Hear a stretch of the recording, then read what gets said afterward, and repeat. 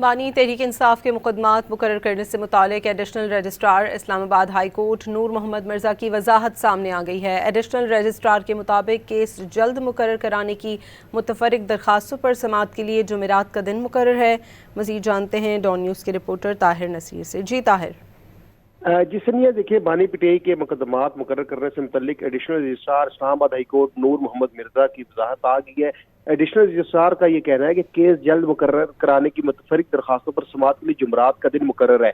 190 million pound case में सजा मौतली दरखास्तें भी इसी रोज लग गई हैं। बानी पिटाई के वकला ने तोशाखाना 2 केस में सजा मौतली की दरखास्त मुकर्रर करने का नहीं कहा।